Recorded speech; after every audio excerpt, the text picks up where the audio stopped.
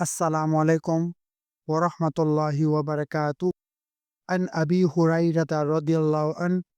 قال قال النبي صلى الله عليه وسلم: كلمتان حبيبتان إلى الرحمن خفيفتان على اللسان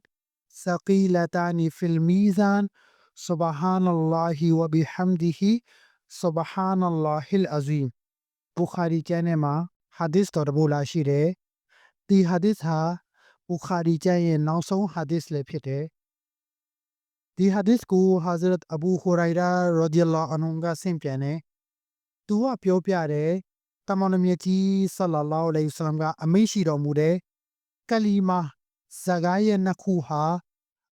အနန္တကရုဏာတော်ရှင်ထံမှာအလွန်ပဲ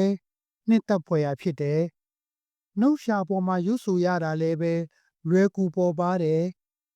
ကီယာမတ်နေ့ရဲ့မီဇန်ချိန်ဝင်ပေါ်မှာအချိန်စီးတယ်အဲ့ဒါဟာဆူဘဟာနလ္လာဟီဝဘီဟမ်ဒီဟီဆူဘဟာနလ္လာဟီလ်အဇီမ်ဖြစ်တယ်ဆိုပြီးတော့လာရှိထားပါတယ်အဓိပ္ပာယ်ကတော့အလ္လာဟ်အရှင်မြတ်ရဲ့တန်ရှင်းစင်ကြယ်မှုကို